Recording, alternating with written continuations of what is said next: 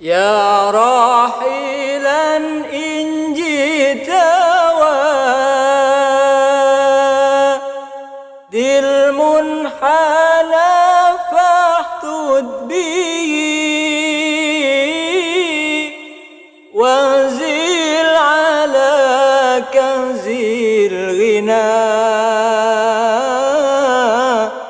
وانزل على كنز الغنى وارعى الذمام لجيرات حلوا به وانشد فؤادا ضاع في ذاك الفناء ضاع في ذاك الفناء واقرأ السلام أهيله عني وصف ما حل بي بعد البعاد من الضنا بعد البعاد من الضنا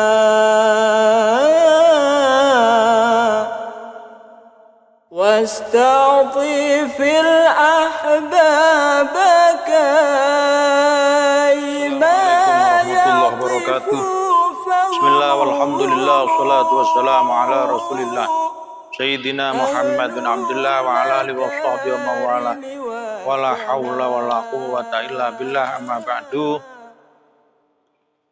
Para sahabat-sahabat sekalian, alhamdulillah malam ini kita bisa ziarah di salah satu makam seorang pahlawan, seorang alim ulama, yaitu Kiai Mas Khotib bin Sa'ad bin Syakaruddin bin Soleh Semendi, yang mana sudah mutawatir dan istifadhah bahwa beliau nasabnya sampai ke atas ke Sunan Gunung Jati. Beliau Kiai Mas Khotib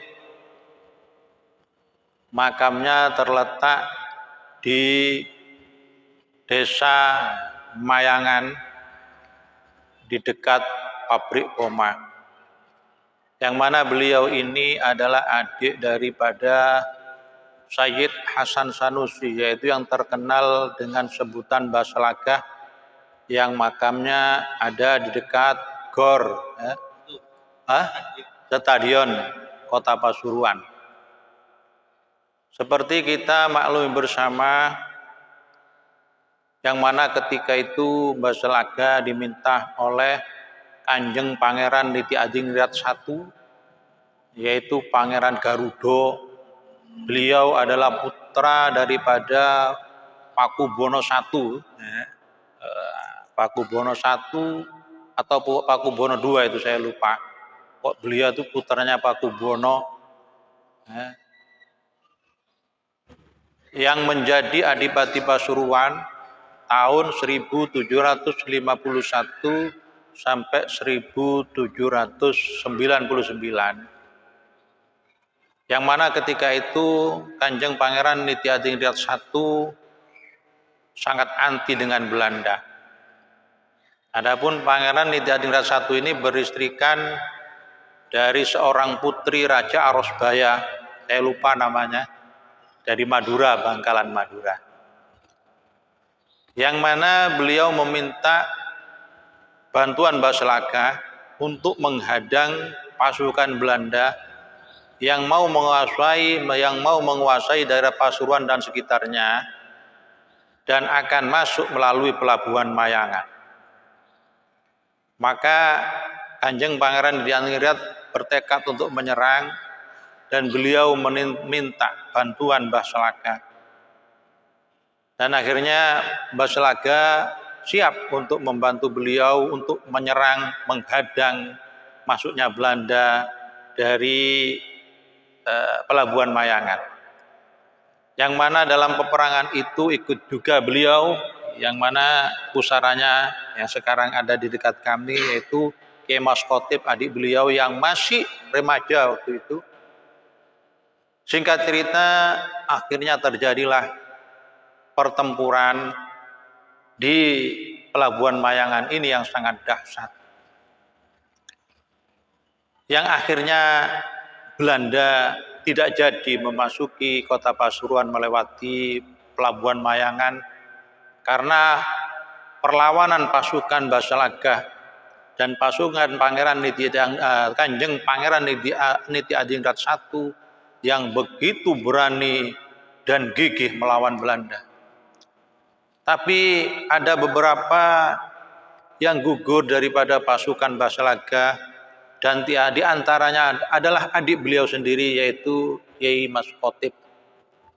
Beliau gugur dalam peperangan waktu itu dan dimakamkan di dekat pelabuhan, yaitu dekat pabrik boma Mayangan, kota Pasuruan.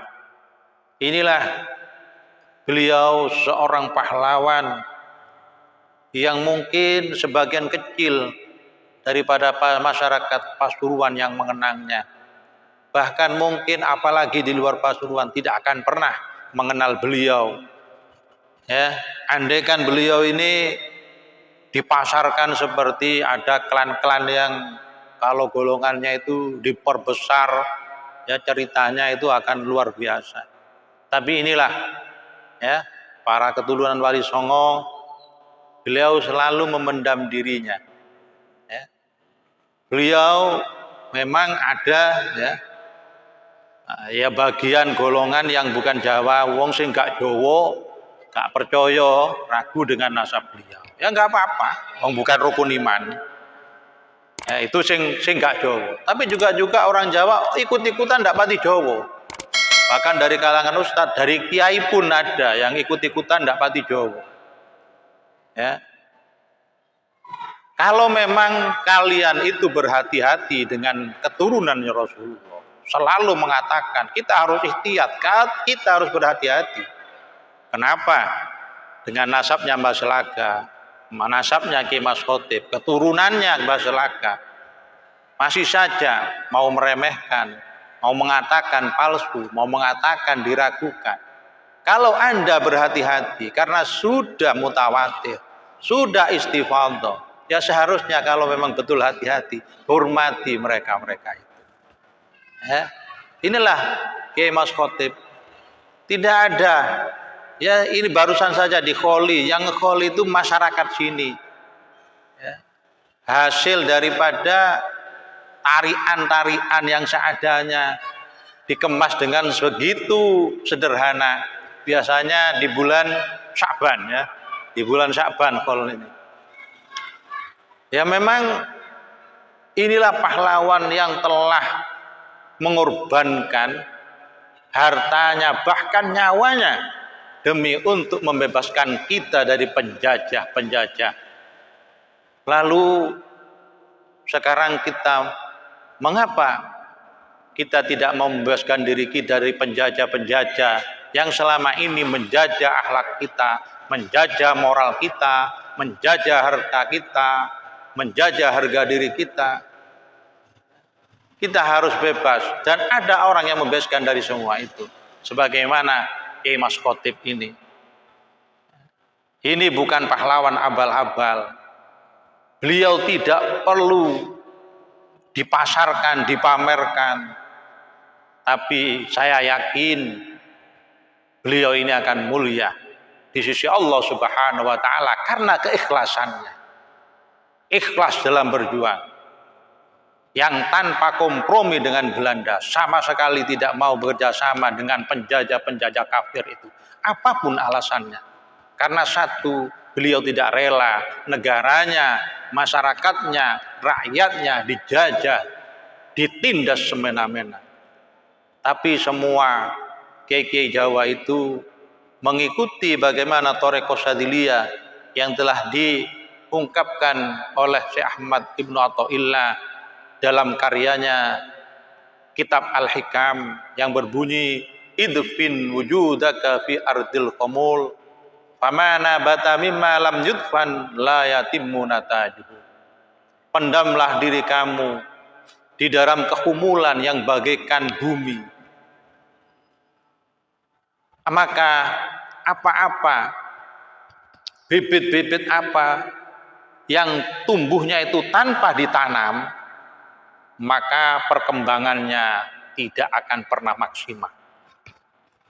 Kita sudah tahu bagaimana para ulama-ulama kita, kiai-kiai kita, para pendahulu kita turunan Wali Songo, beliau memendam dirinya dalam kehumulan. Nasabnya dipendam. Dia sangat malu membuka nasab-nasabnya. Memang di Indonesia ini ada dua aliran yang sangat berbeda sekali. Yang satu ada yang begitu membanggakan nasabnya, kemana-mana yang dipamerkan nasabnya. Tapi di sisi lain ada para ulama kita yang begitu menyembunyikan nasabnya. Tapi beliau idfin wujudaka. Beliau telah memendam dirinya dalam bumi kehumulan, sehingga keturunan-keturunan beliau ini, pengikut-pengikut beliau ini menjadi orang-orang besar. Lihat itu, pondok-pondok itu ada di pelosok-pelosok, di tempat-tempat yang sulit dijangkau, di tempat-tempat yang banyak werit demitnya. Lihat itu, bagaimana pondok-pondok Katon, pondok ini, pondok Sidogiri itu dulu tempat angker. Bagaimana pondok di Winongan, bagaimana pondok Termas, Lirboyo. Beliau memendam dirinya, tidak mengatakan aku duriannya ini, dalam diriku ada darahnya ini. Tapi beliau membuktikan dengan ilmu dan amalnya, akhlak dan adabnya, sehingga beliau mendidik para santri-santri, mendidik para masyarakat, dan masyarakat ini menjadi tumbuh luar biasa. Bagaimana keilmuan beliau itu diwariskan kepada keturunannya, kepada santrinya, sehingga menjadi orang-orang besar. Seakan-akan meskipun diterpa angin, ya, akan kuat. Karena apa? Beliau telah memendam dirinya, akarnya sangat kuat ke bawah. Sehingga ketika tumbuh, meskipun ada apapun di atasnya, ada bangun apa, akan diterombol oleh tumbuh-tumbuhan yang memang tumbuh itu ditanam. Tapi lihat, orang yang hanya memamerkan keturunannya, yang mana beliau ini, mereka bagaikan tanaman, biji-biji yang disebar ada di atas tanah. Hanya bersolawatan, hanya majlisan. Saya tidak mengingkari bahwa itu semua adalah pada manfaatnya. Tapi setelah itu selesai, ya mungkin yang hanya punya majelisnya saja yang mendapat kemanfaatan, ya, dari apa yang didapatkan daripada mustamiin atau yang lainnya. Tapi lihat para kiai-kiai yang berjuang dulu, ya, selain beliau dimusuhi Belanda, dimusuhi para perampok, juga dimusuhi para jin-jin liar yang ada di daerahnya itu, karena beliau membabat alas-alas yang sangat angker. Terus bagaimana sikap kita untuk mengenang mereka? Kenapa kita tidak pernah angkat bicara ketika mereka, beliau pendahulu kita, nasabnya, keturunannya dihinakan, mulai dulu bertahun-tahun. Seharusnya minimal Anda jangan ikut-ikutan yang semacam itu. Yang menjadi beban dalam pikiran saya, banyak orang-orang yang ikut-ikutan, orang yang tidak Jawa, sehingga dia kurang Jawa, ikut menghina beliau ini, nasabnya begini, ininya begini. Iyalah, tapi bagaimana perjuangan beliau? Mulai dulu semua itu meragukan para kiai, berarti dianggap kiai itu semuanya bohong, seakan-akan begitu. Maaf, ini harus saya katakan, harus saya katakan, karena kami sebagai santri Jawa, kami tetap cemburu kalau pendahulu kami beliau sisihkan, mereka sisihkan, beliau-beliau disisihkan, tidak dikenang. Maka malam ini alhamdulillah kami bisa mendokumentasikan pusara beliau, sedikit daripada perjuangan beliau, agar kita, anak kita, cucu-cucu kita nanti bisa menyaksikan ini dan tahu siapa sebenarnya yang menjadi pahlawan kita yang gagah berani, ikhlas untuk mengorbankan nyawanya. Inilah yang dapat kami sampaikan. Mudah-mudahan ini bermanfaat, menjadi ghirah bagi kita, semangat bagi kita untuk selalu menggali sejarah-sejarah para pendahulu kita, agar kita dan anak-anak kita, cucu-cucu kita bangga kepada pendahulunya, tidak bangga kepada orang-orang yang lain. Ya tentunya meskipun bangga dari orang lain itu tidak apa-apa, ya, tapi jangan sampai mengalahkan kebanggaan kita kepada pendahulu kita sendiri.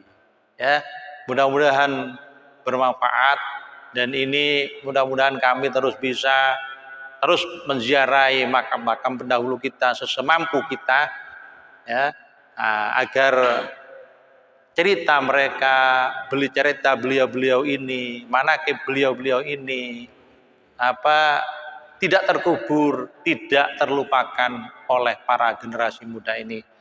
Wallahu a'lam bishawab. Wassalamualaikum warahmatullahi wabarakatuh.